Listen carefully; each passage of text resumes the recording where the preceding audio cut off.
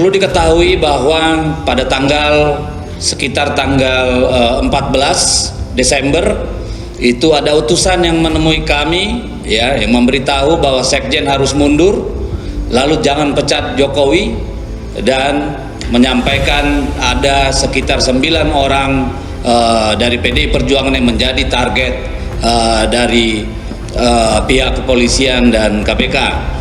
Jadi itulah salah satu, dan itu disampaikan oleh orang yang sangat berwenang, dan itulah juga yang menjadi keyakinan kami bahwa seutuhnya persoalan ini adalah persoalan yang dilandasi oleh itikat tidak baik, oleh kesewenang-wenangan. Karena seharusnya kalau memang KPK ingin jadi lembaga yang sebenar-benarnya ingin menegakkan hukum, maka sungguh banyak persoalan-persoalan yang bisa dipecahkan oleh KPK. Ketua DPP PDIP, Deddy Sitorus, mengungkapkan adanya sosok utusan penting mendatangi partainya. Sosok itu meminta agar Hasto Kristianto mundur dari Sekjen PDIP dan jangan sampai memecat Jokowi sebagai kader PDIP. Hal itu disampaikan Deddy Sitorus dalam konferensi pers di kantor DPP PDIP. Deddy menyebut ada utusan misterius yang membawa pesan khusus pada Desember lalu. Ia mengatakan sekitar tanggal 14 Desember itu ada utusan yang menemui PDIP untuk memberitahu bahwa Sekjen harus mundur, lalu jangan sampai memecat Jokowi, dan menyampaikan ada sekitar 9 orang dari PDIP yang menjadi target. Penetapan dari Mega itu sudah keluar lah, keputusan dari Mega itu sudah keluar di 1 Desember. Nah, setelah itu sampai akhir Desember itu terjadi turbulensi gitu ya. Nah, 1 Desember ini sebetulnya penetapan untuk memecat Jokowi itu sudah disaksikan oleh senior-senior PDIP. Hasto diminta untuk mencari tanggal dan mengumumkan kapan Jokowi akan dipecat. Waktu itu ketemu tanggal 4 Desember. Di antara tanggal 1 sampai tanggal 4 itu Jokowi menyampaikan bahwa dia itu masih punya KTA PDIP. Gitu. Lalu setelah itu gangguan-gangguan tuh mulai terjadi. Nah, pertama gangguan kepada Hasto gitu ya. Di tanggal 13 Desember malam, lalu tanggal 13 Desember malam itu hari Jumat malam, Hasto itu dihubungi oleh satu kurir. Kurir apa nih? Kurir dari Jaksel. Kurcok. Yang intinya si Kurcok ini bilang untuk pertama Hasto ada dua pesan dari Jaksel itu. Pertama, Hasto diminta untuk mundur dari Sekjen.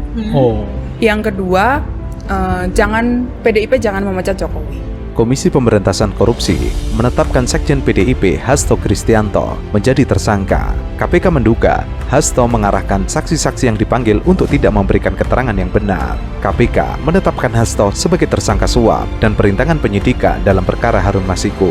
Hasto diduga berupaya melindungi Harun Masiku yang ditetapkan sebagai tersangka oleh KPK. Dalam perkara ini, KPK menduga Hasto bersama orang kepercayaannya, Doni Tri Istiqomah, membantu Harun Masiku untuk menyuap Komisioner KPU Wahyu Setiawan. Yang pada akhirnya beberapa hari yang lalu, Hasto bilang dia akan buka-bukaan nih kasus hukum oleh beberapa petinggi gitu kan.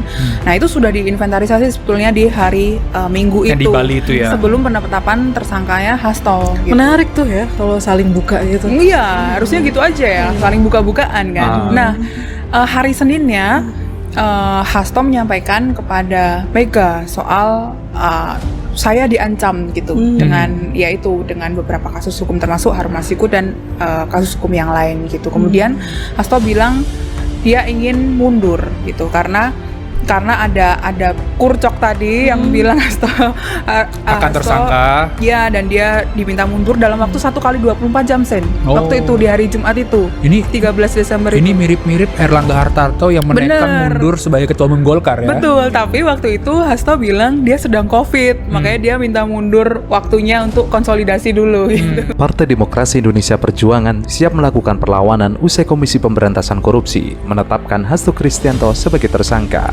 dalam kasus suap yang dilakukan Harun Masiku. Apalagi, belakangan KPK juga mengajukan pencegahan kepada Yasona Lauli untuk berpergian ke luar negeri. Juru bicara PDIP Guntur Romli mengklaim, Hasto telah menyiapkan sebuah video yang berisi keterlibatan petinggi negara dalam kasus korupsi. Video itu akan dirilis oleh Hasto yang juga merupakan sekretaris jenderal PDIP sebagai bentuk perlawanan.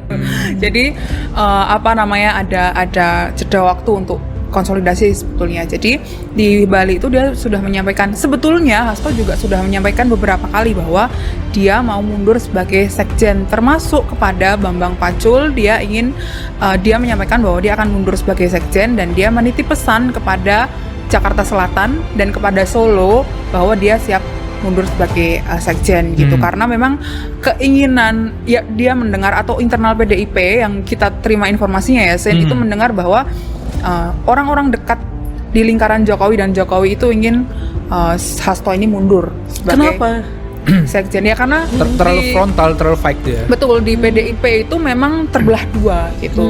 Ada yang fight terhadap Jokowi, ada yang memang bisa kompromistis gitu.